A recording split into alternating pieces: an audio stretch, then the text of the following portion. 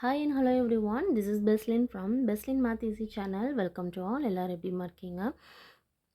இன்னைக்கு 8ஆம் வகுப்பு கணிதம் சாப்டர் 3 இயற்கணிதம் அல்ஜிப்ரா அதில் பயிற்சி 3.2ல் நம்ம தேர்ட் சம் தான் பார்க்க போகிறோம். என்ன கொடுத்துருக்காங்கன்னு சொல்லி பார்க்கலாம். பாருங்கள், நம்ம டிவைட் பண்ண சொல்லியிருக்காங்க வகுக்க. மொத்தம் இதில் 4 சப்டிவிஷன்ஸ் இருக்குது. ஒன் பை ஒன்னாக பார்க்கலாம். ஃபஸ்ட்டு சப்டிவிஷன் என்ன கொடுத்துருக்காங்க, 27 ஒய்யோட அடுக்கு 3 டிவைடட் 3y. அப்போது இந்த 27 ஒய் கியூபை எதால் நம்ம வகுக்கணும், 3 ஒய்யால் நம்ம வகுக்கணும். இதுதான் அவங்க சொல்லியிருக்காங்க சம்மில். சரியா? ஓகே, இப்போ நம்ம டிவைட் பண்ணலாம். என்ன ஆன்சர் கிடைக்குதுன்னு பார்க்கலாமா? பாருங்கள், என்ன இருக்குது, 27 ஒய் கியூப் டிவைடட் 3yன்னு சொல்லியிருக்கு. அப்போது 27 ஒய் கியூப் பை 3y. புரியுதாம்மா? இப்போ பாருங்கள், கான்ஸ்டன்ட் டேர்ம் இங்கே என்ன இருக்குது, நியூமரேட்டரில் 27 இருக்குது, இங்கே 3 இருக்குது. 27 பை 3 என்ன அர்த்தம், கண்டிப்பாக 3 டேபிளில் அந்த 27 எத்தனை டைம்ஸ் இருக்குன்னு சொல்லி நம்ம கேன்சல் பண்ணலாமா?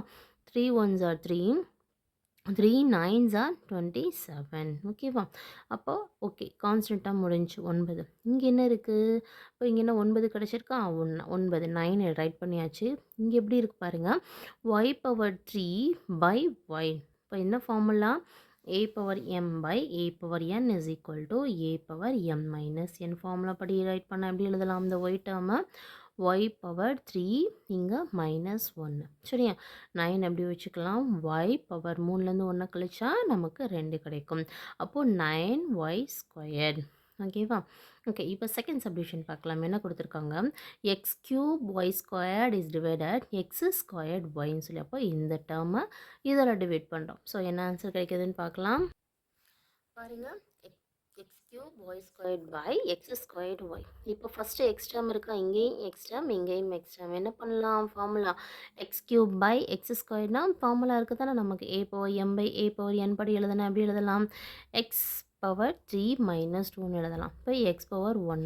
ஓகேவா? பாருங்கள், எக்ஸ் பவர் 3 மைனஸ் 2 இன்ட்டு இங்கே என்ன இருக்குது, ஒய் ஸ்கொயர்டு இருக்குது, இங்கே ஒய் டேர்ம் இருக்குது, இங்கே வேரியபிள் ஒய் சேமாக இருக்குது. அப்போ இந்த 2 டேர்ம் எடுத்துக்கலாமா, a power m by a power n formula படி எழுதுனா ஒய் பவர் 2, இங்கே எதுவுமே இல்லைனா 1 இருக்கிறது அர்த்தம், 2 மைனஸ் 1. புரியுதா? இப்போ எக்ஸோட பவர் வந்து 3 மைனஸ் 2 வந்து என்ன, 1. ஒய்யோட பவர் என்ன, 2 மைனஸ் 1 கண்டிப்பாக 1ஆக தான் இருக்கும். ஸோ பவரில் வந்து 1 போட்டுக்கலாம், போடாமல் எழுதலாம். இப்போ ஆன்சர் நமக்கு என்ன கிடைக்கும், எக்ஸ் ஒய் தான் நமக்கு ஃபைனல் ஆன்சர் கிடைக்கும். ஓகே, இப்போ தேர்ட் சப்டிவிஷன் பாருங்கள். என்ன கொடுத்துருக்காங்க, 45 x cube y squared z power 4 is divided minus 15 x y z. இந்த டேர்மை எதால் டிவைட் பண்ணணும், minus 15 x y z all நம்ம டிவைட் பண்ண போகிறோம். பாருங்கள், 45 எக்ஸோட அடுக்கு 3 ஒய்யோட அடுக்கு 2 ஜெட்டோட அடுக்கு 4 by minus 15 x y z. Okay, constant term இங்கே வந்து என்ன, நியூமரேட்டரில் 45 தான் கான்ஸ்டன்ட் டேர்ம், இங்கே வந்து 15 15. இப்போ 15 வந்து 1 டைம், எத்தனை டைம்ஸில் வந்து 45 இருக்குது இந்த 15ன்னு பார்த்தா 3 தடவை இந்த 45 இருக்குது.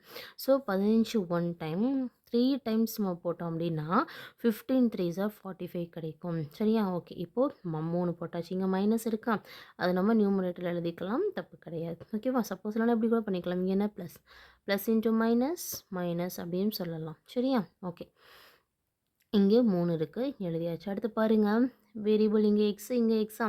ஸோ அப்போ எக்ஸ் டேர்ம் இருக்கா, எக்ஸ் கியூபு பை எக்ஸ். அப்போ என்ன அர்த்தம், கண்டிப்பாக எக்ஸோட அடுக்கு 3 இருக்குது, இங்கே எக்ஸோட அடுக்கு எதுவுமே இல்லைன்னா 1 இருக்கிறது அர்த்தம். அப்போ என்ன பண்ணணும், ஃபார்முலா என்ன, a power m by a power n. அதுபடி a power m minus n. இங்கே வேரியபிள் எக்ஸ் இருக்கனால எக்ஸ் பவர் எம் மைனஸ் என்னா, எக்ஸோட அடுக்கு இங்கே 3 இங்கே 1. அப்போது எக்ஸ் பவர் 3 மைனஸ் 1. ஓகேவா? அடுத்து ஒய் டேர்ம் வந்து என்ன, இங்கே ஒய் பவர் 2 நீங்கள் ஒய் மட்டும். அப்போ எதுவுமே இல்லை, 1 இருக்கிறது அர்த்தம், எழுதிக்கலாம். இப்போ ஒய்யோட அடுக்கு 2 மைனஸ் 1, அதான் இங்கே எழுதியிருக்கோம். எப்படின்னா ஃபார்முலா படி a power m by a power n, அந்த ஃபார்முலா படி ரைட் பண்ணியிருக்கோம். சரியாம்மா? அடுத்து லாஸ்ட் என்ன, இசட். இங்கே இசட் பவர் 4 இருக்குது, இங்கே இசட், வெறும் இசட்னா இசட் பவர் 1ன்னு கூட நம்ம எழுதிக்கலாம், தப்பு இல்லை. அப்போது a power m by a power n formula படி இசட் பவர் 4 மைனஸ் 1 நம்ம எழுதலாம். இப்போ பாருங்கள், அடுத்த ஸ்டெப் என்ன வந்துடும், மைனஸ் 3 எக்ஸ் பவர் வந்து 3ல் 1 கழிச்சா என்ன, 2 கிடைக்கும், இன்ட்டு ஒய், 2லேருந்து 1 கழிச்சா 1, ஒய் பவர் 1 z பவர் என்ன 4 மைனஸ் 1னா 3. அப்போது -3 x squared y z power 3. இதுதான் இதோட ஃபைனல் ஆன்சர். புரியுதா எப்படி பண்ணியிருக்கோன்னு சொல்லி? ஓகேம்மா, இப்போ லாஸ்ட் சப்டிவிஷன் பாருங்கள். என்ன கொடுத்துருக்காங்க? 3xy the whole squared. இப்படி தான் ரீட் பண்ணணும் தான்.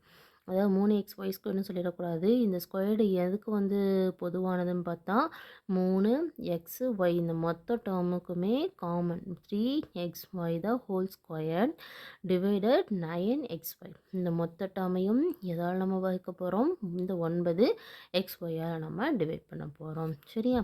ஓகே, பாருங்கள் நம்ம எப்படி டிவைட் பண்ண போகிறோம்னு சொல்லி. மொத்த டேர்ம் என்ன கொடுத்துருக்காங்க? 3xy the whole square. அப்போ இந்த ஸ்கொயர்டு இந்த 3க்கும் காமன் தானே. அப்போ 3 ஸ்கொயர்டு எக்ஸ் ஸ்கொயர்டு ஒய் ஸ்கொயர்னு வரும். 3 ஸ்கொயர்னா 3 ஸ்கொயர் பண்ணால் 9 கிடைக்கும். X squared y square by 9xy. ஓகேவா? இப்போ 9ஐயும் 9ஐயும் கேன்சல் பண்ணிடலாம். ஸோ அப்போ என்னவாகும்? 1 தான் இருக்கும். சரி, ஓகே. அடுத்த டேர்ம் வந்து என்ன? எக்ஸ் ஸ்கொயர்ட் பை எக்ஸ்ன்னு இருக்குது. இங்கேயும் எக்ஸ் இங்கேயும் எக்ஸ் இருக்குது. இப்படி நம்ம ரைட் பண்ணலாம். X power m minus n. அப்போது 2 மைனஸ் 1. இங்கே எதுவுமே பவர் இல்லைன்னா 1 இருக்கிறதா அர்த்தம். அப்போ 2 மைனஸ் 1 எழுதிக்கலாம். இன்ட்டு இங்கே ஒய் பவர் 2 இருக்குது. இங்கே ஒய் பவர் 1 இருக்கிறதா அர்த்தம். இப்போ ஒய் பவர் 2 மைனஸ் 1. ஓகே, இப்போ பாருங்கள். எக்ஸோட அடுக்கு 2லேருந்து 1 கழிச்சா 1 இன்ட்டு ஒய் பவர் வந்ததுன்னா 2ல் 1 கழிச்சா நமக்கு 1 கிடைக்கும். இப்போ x power y x power 1 y power 1 எப்படி ரைட் பண்ணலாம்? எக்ஸ் ஒய்ன்னு எழுதலாம். எக்ஸ் இன்ட்டு ஒய் சொல்லலாம், இல்லை எக்ஸ் ஒய்னு நம்ம சொல்லலாம். இப்போ புரியுதாம்மா? இந்த சம்மில் மட்டும் கொஞ்சம் டிஃப்ரெண்ட்டாக இருக்குது. ஹோல் ஸ்கொயர்டும் கொடுத்தனால இருக்கக்கூடிய ஒவ்வொரு டேர்மையுமே நீங்கள் ஸ்கொயர் பண்ணிவிட்டு அதுக்கு அடுத்த ஸ்டெப்பில் தான் நீங்கள் என்ன பண்ணணும்? டிவைட் பண்ணணும். புரியுதா என்ன பண்ணியிருக்கோன்னு சொல்லி? ஓகே, அவ்வளோதான் இந்த சம். இதோட இந்த சம் முடியுது. டவுட் இருந்ததுன்னா கமெண்ட் பண்ணுங்கம்மா. கண்டிப்பாக வீடியோ வாட்ச் பண்ணுற எல்லாரும் நம்மளோட சேனலை சப்ஸ்கிரைப் பண்ணுங்கள், லைக் பண்ணுங்கள், அண்ட் உங்கள் ஃப்ரெண்ட்ஸ்க்கும் இந்த வீடியோவை ஷேர் பண்ணுங்கள். தேங்க்யூ.